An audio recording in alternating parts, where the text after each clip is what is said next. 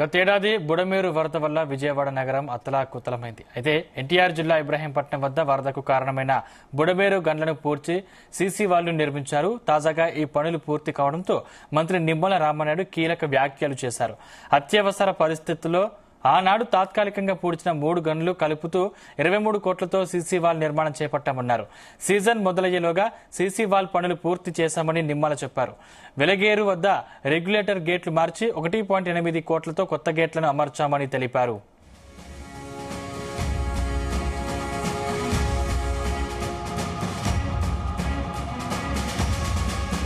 ఏదైతే నిలిచిని మాట్లాడుతూ ఉన్నామో గత సంవత్సరంలో ఇదే ప్రాంతంలో 3 గంటలు ఈ బుడమేరకు పడి విజయవాడ ముంచెత్తినటువంటి పరిస్థితి మనందరం కూడా చూసాం. ఆ రోజు ముఖ్యమంత్రి చంద్రబాబు నాయుడు గారు సైతం కలెక్టరేట్లో బస్సులోనే 10 రోజులు ఉండి పరిస్థితులను చక్కదిద్దడం కానీ, లోకేష్ గారు సైతం డ్రోన్స్ కెమెరాస్ ద్వారా 24 గంటలు కూడా రియల్ టైంలో మానిటరింగ్ చేయడం, ఆ రకంగా యుద్ధ ప్రాతిపదికన ఆ 3 గంటలను కూడా నిలవ కాళ్ల మీద ఇటు అధికారులు కానీ ఏజెన్సీలు కానీ శ్రమించి ఆ రోజు తాత్కాలికంగా మనం ఆ రోజు ఈ గండ్లను మనం పోడ్చగలిగితే మొన్న గండ్లు పడడమే కాదు, గతంలో ఈ బుడమేరుకి ఎప్పుడు గండ్లు పడినా ఇదే ప్రాంతంలో పడుతూ ఉన్నాయి. ఎందుకంటే ఛానల్లో వచ్చేటువంటి ఫ్లడ్ వాటర్ తో పాటు దీనికి ఆపోజిట్ లో ఏదైతే పులివాగుకి సంబంధించి ఆ వాటర్ అంతా కూడా డైరెక్ట్ గా ఈ బండని టచ్ చేయడం, అదేవిధంగా ఇక్కడ సైఫోన్ ఒకటి ఉండడం, ఇక్కడే గండ్లు పడుతున్నాయని చెప్పడం ద్వారా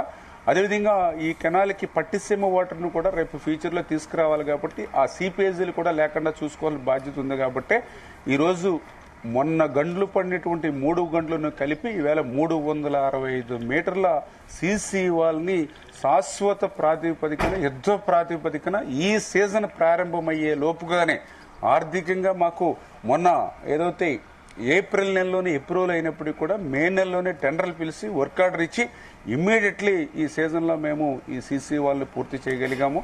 అంతేకాకుండా ఈ ఫ్లడ్ భవిష్యత్తులో వస్తాయి అంటే శాశ్వత ప్రాతిపదికన చేయాలనంటే దగ్గర 7-8 వేల కోట్ల రూపాయలు నిధులు అవసరం అవుతాయి. అదేవిధంగా టైం టేకింగ్ కూడా ఒక 3-4 ఇయర్స్ తీసుకుంటుంది. కాబట్టి ఈ లోపుగా మరి ఏదైతే ఈ యొక్క ఫ్లడ్ నుంచి కొంత మేరైనా సరే విజయవాడకి మరి ఎఫెక్ట్ లేకుండా ఉండాలనే ఉద్దేశంతో సీసీ వాళ్ళతో పాటుగా ఏదైతే 7 కిలోమీటర్స్ ఈ లెఫ్ట్ బెండ్ ఏదైతే ఉందో దాన్ని మళ్ళీ మరి ఇంకొక 1/2 మీటర్ హైట్ చేసి గ్రావెల్ పాత్ తోటి ఆ బండని స్ట్రెంగ్తన్ చేస్తా ఉన్నాం.